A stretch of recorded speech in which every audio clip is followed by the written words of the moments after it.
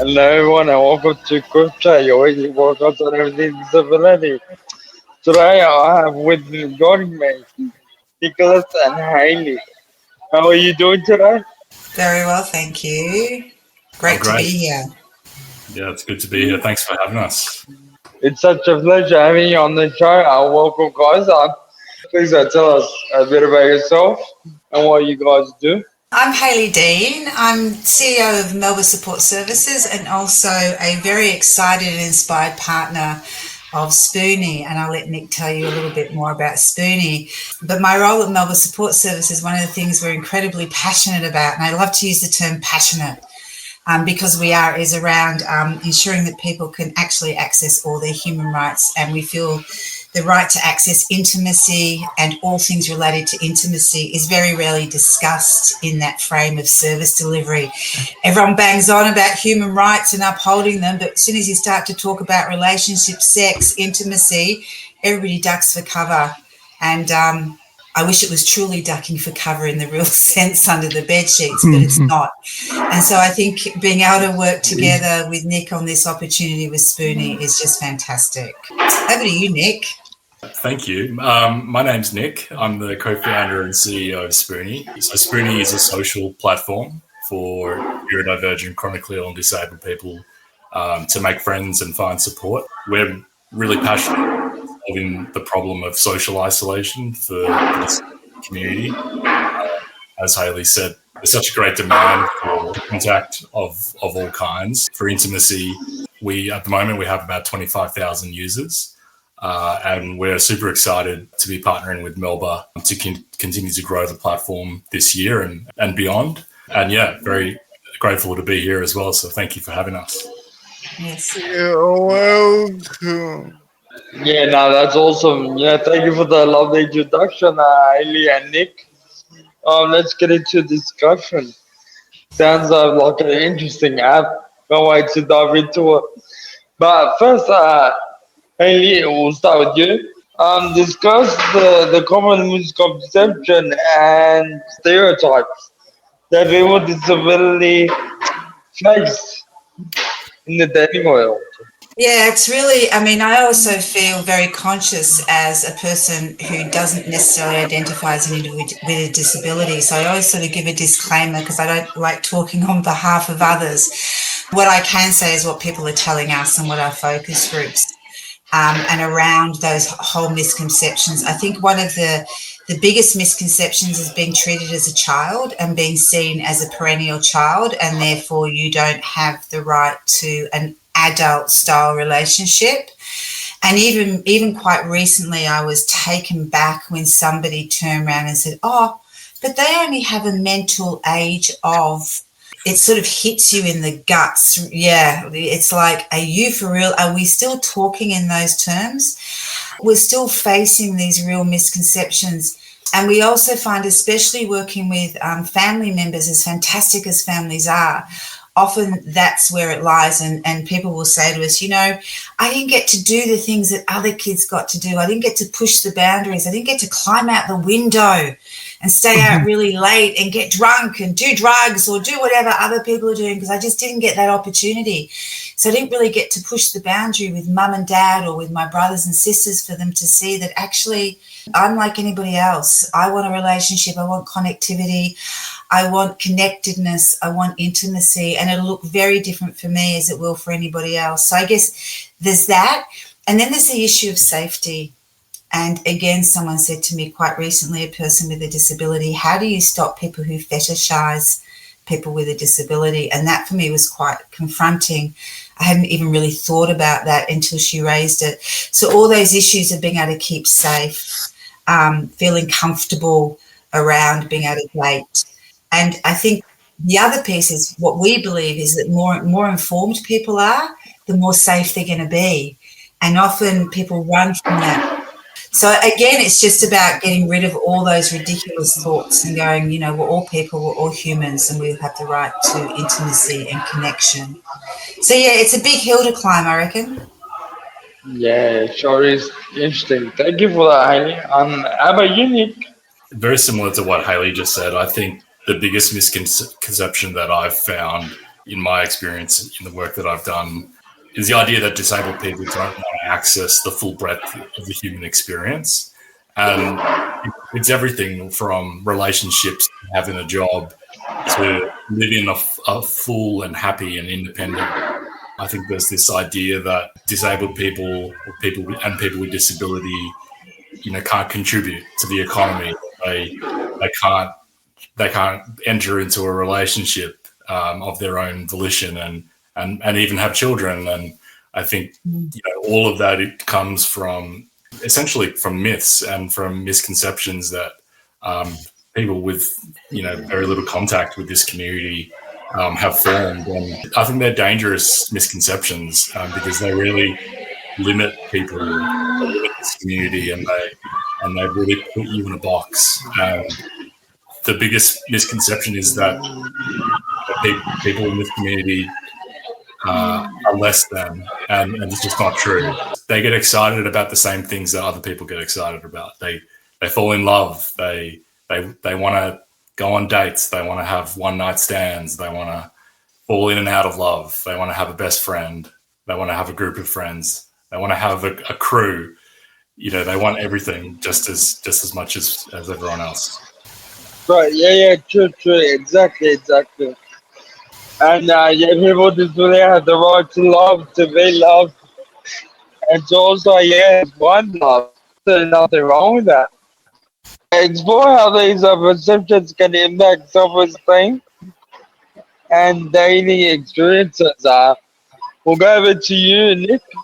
It's a good question. I think the biggest risk I see is that those myths that we just talked about, they can become internalized by people with disabilities. And what I mean by that is if you get told constantly that you're not capable of being in a relationship, or you're not capable of being independent, some people can start to believe that, and it's self-perpetuating, and it can be really damaging, and it can really impact people's self-esteem. And it's as I said, it's just not true. And I think what I want for Spoonie is I want Spoonie to be an empowering experience for this community. I want people to feel self-empowered, and for people to know that they can make friends, and they can find people who understand them, and they can find people who to go on dates with as well, and they can fall in love. And these myths, it's not something that we have to lean into.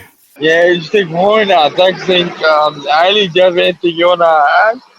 No, I think Nick put it beautifully. I guess the only thing I would add is the impact on self-esteem, not just about the perception, but just the lack of even being able to access any form of intimacy in any way. And so if you put both together, how people are perceived and one's self-esteem, and then also just not the opportunity to even have touch in your life. For example, I know there's plenty of people that have said to me the only touch they have is when their support worker is providing support, which just, it begs belief in terms of that's the only physical touch, and what that does to one's self-esteem as well.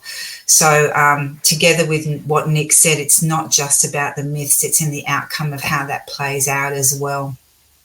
Address physical and digital accessibility challenges in traditional dating environments and platforms.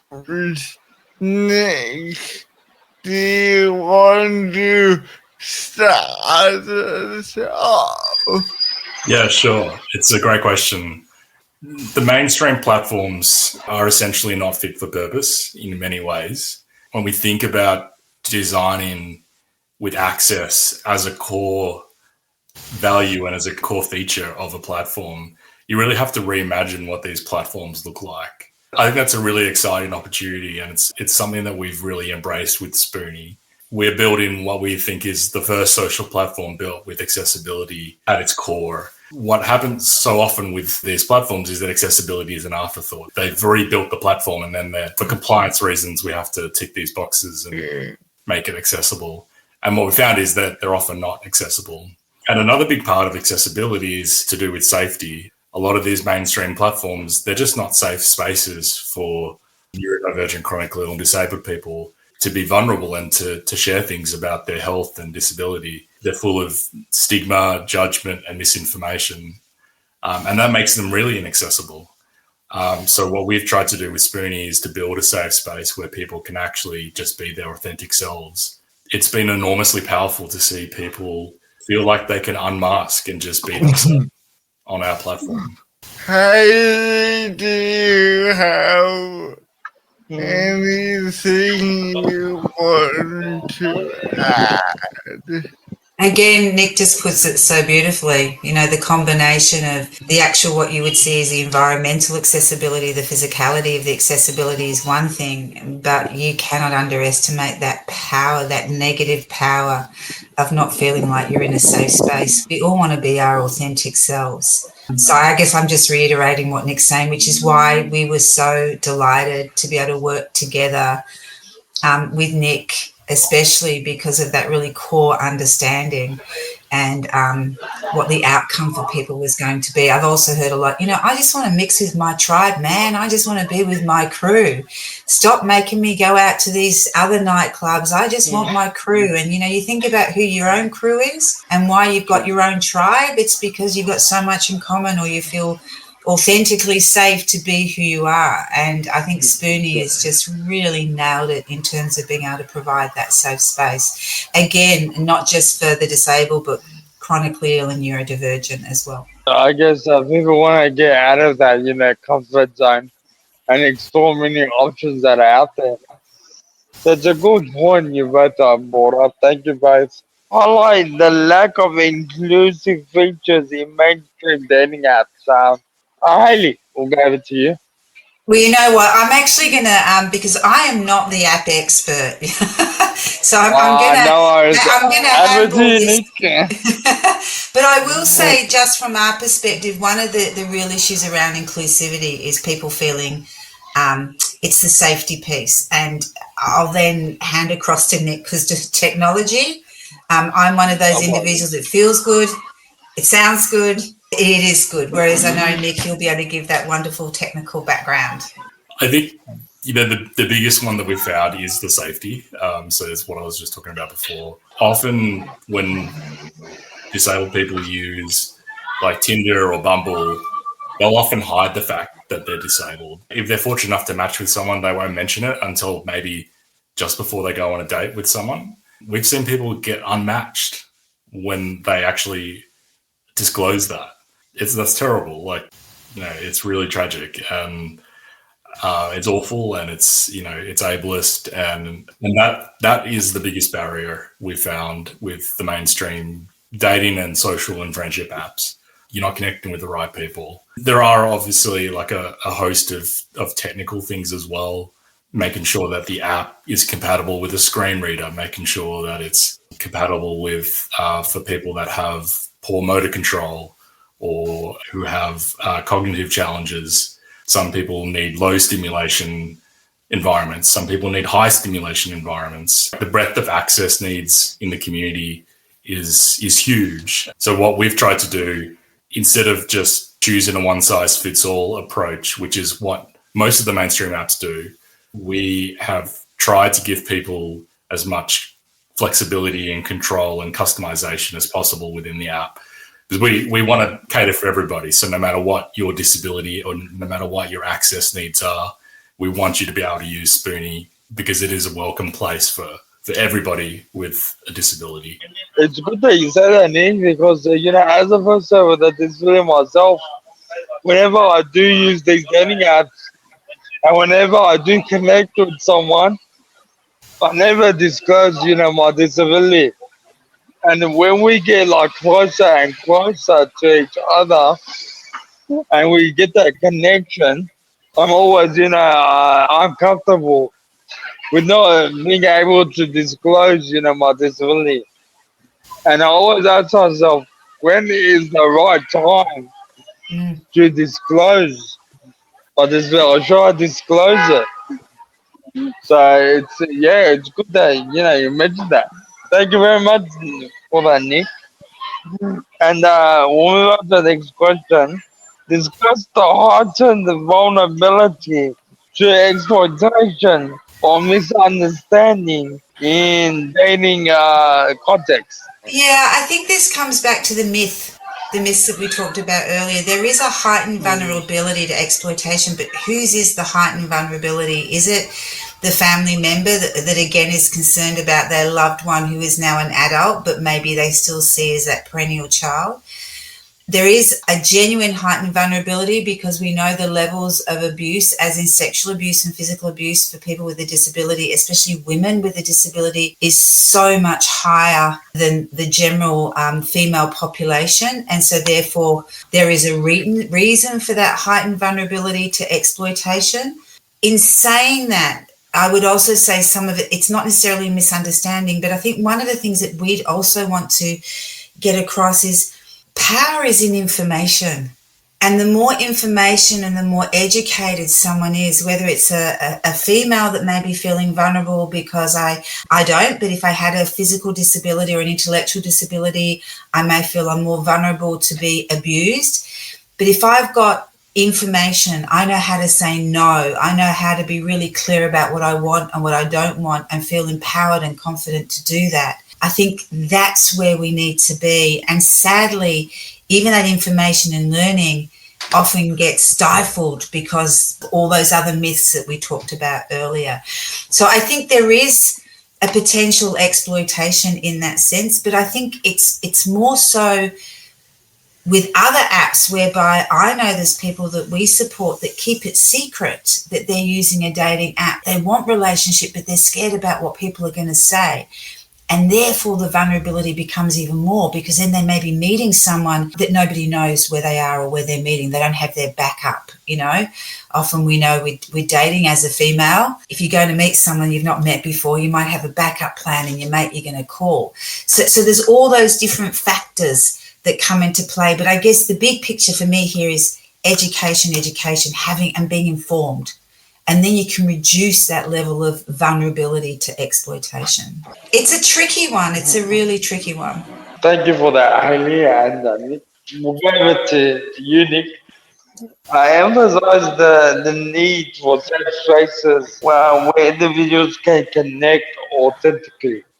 What I discovered in my own personal experience and then was able to validate through working with the community is that existing online spaces aren't safe spaces for this community to be vulnerable about their health and to be authentic. Those platforms are rife with judgment and stigma and misinformation, and it's only getting worse. You know, you might have seen a lot of things in the news over the past few weeks about the mainstream social apps. They've really just vacated the space when it comes to a duty of care, when it comes to moral leadership. Meta has slashed its moderation teams. We've just seen TikTok last night announce that they've cut most of their safety and moderation teams as well. So it's really the Wild West out there, and the worst of humanity comes out as well. Also, the flip side is that when we can create safe spaces that are our own, the best of humanity also comes out. And I think that's what we've seen with Spoonie. It's just been an enormously empowering platform for the people that are on there so far. Just to know that they're in a safe space. It's transformative. It's completely changed the way that people can express themselves and the kinds of connections that they can make, right? Like suddenly people are just free to be themselves, and it's enormously powerful. Thank you for that, Nick. Annie, do you have anything you want to add? No, I think Nick covered it all. I think it is pretty scary right now where we're seeing the world leading to. So having that, it's so important to be able to have that safe space, to be able to be your authentic self. So beautifully put, Nick. I'm going to Can explore the topic of disclosing a disability in dating profiles and also conversations. Yeah, I think actually you both covered it off beautifully before around when do you actually disclose? And I think one of the sad parts that we've often heard is just the fact that I have to consider, not me, but, you know, a person has to consider when to disclose is already putting oneself in this really negative view. really, and it's such an emotive thing here, you know, like to actually have to think through, when do I disclose my full authentic self? It's just horrendous to think that one needs to hold back. And I think that in itself, the fact to have a space where you can just be who you are is just so powerful, and not having to really explain or justify or defend. I think if you've experienced being a minority or being discriminated against, is that's what you constantly feel. And then it becomes almost amplified, I think, in the dating world, because then you've got all those other factors of what I look like. Will I be perfect? You know, all those questions that you ask of yourself. It's just the fact of Spoonie, where you don't even have to think about the disclosing, where you don't have to think about the challenge of that conversation, the ability to be who you are, because we know those mainstream apps absolutely not. And as Nick so rightly put, what we're seeing places like TikTok also announcing last night that they're all going to cut out anything to do with safety or moderation. I think it's more than the Wild West. It's pretty scary stuff. So having that safe space like Spoonie is so important. It sure is. No, it's awesome that there are apps like this out there. Like I say, for people with disability to be involved in the dating world, I think it's important. Thank you, Hayley. Thank you, Nick, once again. Did we go over to you, Nick? Yeah, I'll just add quickly that we've gone even further than just like creating a space for people to disclose their disability. We really encourage it on Spoonie. So when you set up a profile on Spoonie, you can choose to disclose if you're neurodivergent, chronically ill, and disabled, or you can also tick that you're an ally, or you can choose not to. But most people do. After that, you can even select exactly which health conditions you live with. So if you have a physical disability, if you have a chronic illness, like you can be very specific about what it is. That could be Parkinson's or ADHD or autism or fibromyalgia. There's thousands of health conditions in our database, and it's been amazing seeing all the different wonderful conditions that people have, and looking at all the profiles, and people, some people have added like dozens, and it's been really awesome to see that people are, I'm not sure if celebrating is the right word, but yeah, celebrating, all these parts of their identity that usually is such negative, but we're trying to turn it into something positive and actually say, like, let's take it out of the darkness and out of the shadows and let's just embrace it. And it's okay. It's okay to be sick. It's okay to be disabled. And actually that kind of makes you awesome. It is awesome. I'd like to see it, more out there. That's amazing. So we'll go back over to you, Nick. Discuss strategies for handling potential rejection or misunderstandings.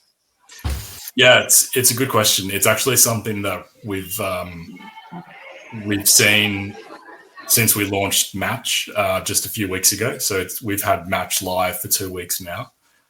So Match is where we match you directly with people that we think you'll like.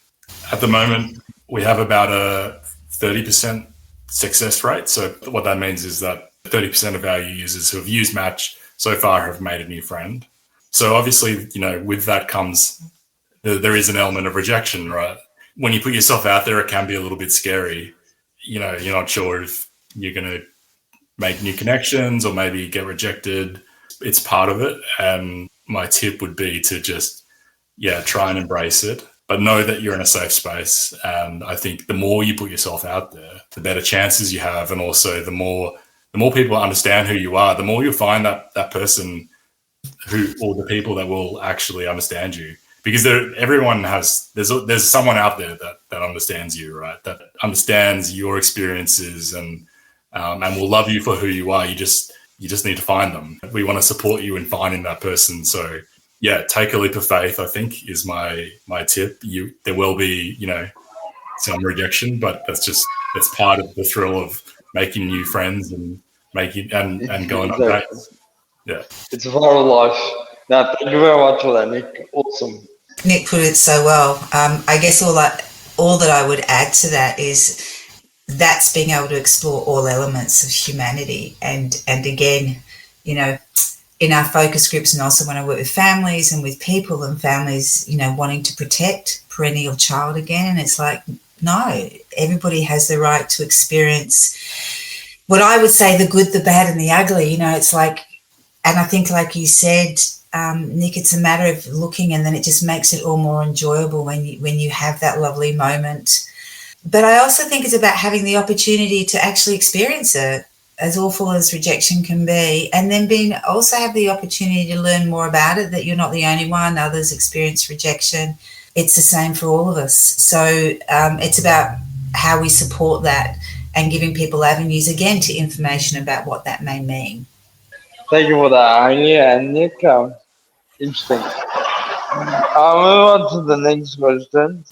Discuss how platforms like this app are challenging societal perceptions of disability and relationships. We'll go over to you, Nick. We really see ourselves as much more than an app. We see Spoonie as a movement that's challenging how society looks at neurodivergent, chronically ill and disabled people. And we want to be a part of a movement that redefines that and redefines what it means to be disabled in society in a really positive way. This community has been ignored by so many parts of society for so long, ignored and written off and just sort of shunted aside. And we want to celebrate this community and bring it into the light and challenge what it means, challenge what it means to be disabled. Disabled people can have jobs, they can have careers, they can have relationships, they can have friendships, they can have families, they can fall in love, they can fall out of love. And these are all amazing things. And yeah, I'm so excited about the future of Spoonie and so excited to be part of this movement. A lot of these things are coming more into the broader public, especially post-COVID. We are talking more about chronic illness and disability. We're more aware as a society. So I actually do think that we are trending in the right direction. There's a saying that the arc of the moral universe bends towards justice, I think. And I do think that's right. Even if it can feel slightly apocalyptic at the moment, I do think that we are, broadly heading in the right direction. I guess we're excited to see how things go. Thank you very much, Nick, for that. Hayley, do you have anything you want to add? Just that I love Nick's positivity. I'm going to remember that. May feel apocalyptic right now, but we are travelling in the right direction. I couldn't agree more. I think just the fact that we're having this conversation, that's telling us how far we've moved. And I know from my perspective and our relationship with Spoonie and also where Melba sits, my frustration has always been, oh yes, we talk about human rights, but only some. And that for me is just insane. And it's about, you can't talk about one without all of them. And that people are people, and looking beyond disability or illness, chronic illness, neurodivergence. So I think just the fact that we're sitting here chatting, I think that in itself is saying that we are challenging societal perceptions. The fact that we have more people who are actually coming up, reaching out to us. We're now actually talking about LGBTQI plus and disability actually in the same sentence. So even the broad range of relationships and what people may want, not want, how people see themselves, gender diversity. We're now seeing that also being talked about holistically rather than just being segregated. So I also like to feel positive and that we continue to challenge those perceptions. Thank you for that, Hayley. Next question. So explore the potential for increased visibility and normalization of disability in the dating world. Interesting. I have a unique.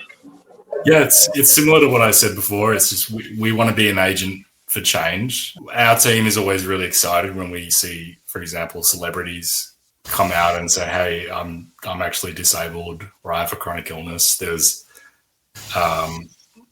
there was Solange Noel's recently. I think she said she lives with POTS, and it's been really debilitating for her. And, they're really positive signals that the world is embracing disability more and that people are feeling more comfortable to share those parts of themselves that otherwise they would have kept, hidden. And, it wasn't that long ago that if you were disabled, you would absolutely not tell your employer. You wouldn't tell your colleagues at work that you were. And now people are feeling like they're not only disclosing that to their employer, they're actually advocating for their own access needs and for the access needs of their colleagues. So I think these are all really positive signals that I think where the visibility is increasing and it's been normalized. And yeah, I'm very excited about the future. And Hayley. Yeah, I couldn't agree more. And for wanting to call out the elephant in the room, but I'm going to NDIS, as much as we've seen a lot of challenges of how it's being executed and implemented, the fact that the NDIS was presented as an insurance scheme in itself and that it was now seen as something that can benefit the greater community in its purest philosophical form, let's talk about that. But I know, working in disability for a long time, if you talked about disability, people would just look at you with this blank face, whereas at least now there's many more conversations. And even though it's in the papers, it gets on the front page, it may not be for good, but at least anything to do with disability is no longer relegated to the back pages or to the weekender. It's actually now considered front and centre, even though it may be not great news, but at least it's being considered. It's part of who we are. So therefore, that increased visibility normalises disability in my mind, because it's now talked about. People know. And then that just then translates to every part of it, which then includes the dating world. No, thank you for that, Nick and Hayley. I like the importance of mainstream dating apps adopting inclusive features. How about you, Nick? I think there's so much more work that can be done in this area. And I would love to see the mainstream dating apps really embrace accessibility, a little bit more enthusiastically. Unfortunately, at the moment, it doesn't seem like that's going to happen. We're seeing, for example, that a lot of accessibility teams in some of these companies are being let go right now, particularly a lot of the diversity, equity and inclusion programs are certainly being disbanded. But we know that when organizations embrace accessibility, everybody wins. And we know that when we prioritize accessibility, everybody wins. And there's so many examples around the world, things like the electric toothbrush that were developed for disabled people, but then they have much broader applications and they just create a better experience for everybody. So accessibility is it's the right thing to do, but it just makes everything better for everybody. And it's absolutely the direction we should be heading in. It sure is. It sure is. Thank you for that, Nick. David, do you want to add? The only thing I'd add to that is I just think accessibility should just be the standard. I'd love to, and I guess I'm being very idealistic, but I'd love to be able to see a world where we didn't even have to talk about accessibility. Every app, every piece of technology was just accessible. And then it wouldn't just be about equality, it'd be about full equity for everyone. So I think I'd love to be able to say we're on our way, but to Nick's point, we're now seeing some of that be shut down globally, and it makes no sense. It makes no sense. I mean, if you want to get really cold and callous, it's a commercial reality as well. There's been so much research that when you're accessible, when you're diverse, you're truly representative of the people around you. So therefore, you're always going to do better. We'll hope. Yeah, the magic word, the hope. It's all about hope. My question now, we'll go over to you, Hayley. Can you discuss the role of advocacy in promoting broader accessibility and acceptance?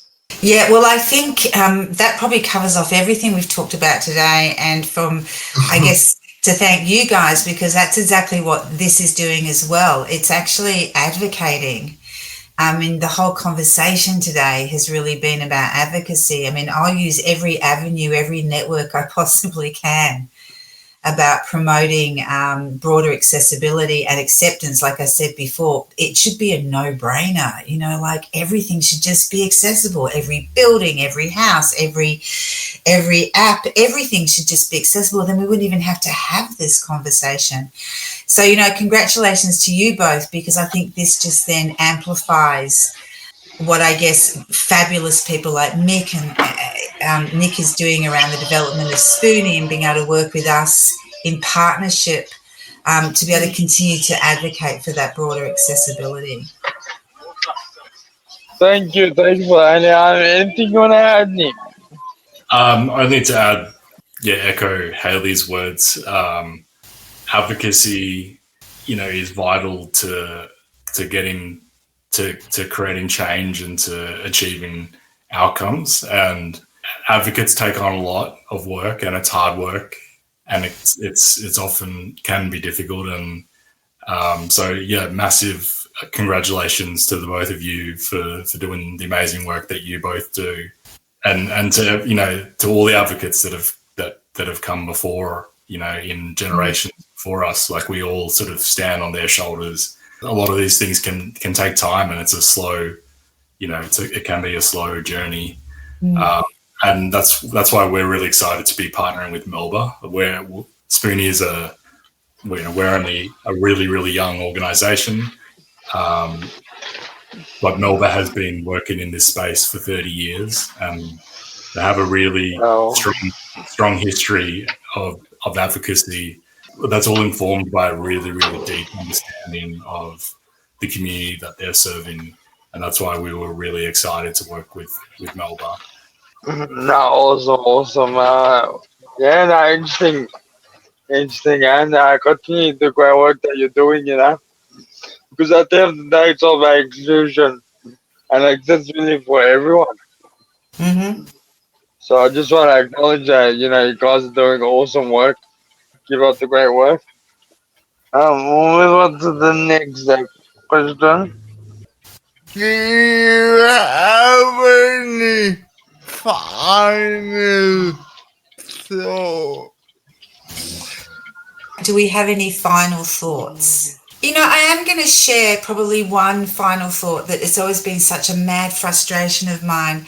And I know we say it takes time and we stand on the shoulders of our advocates before us.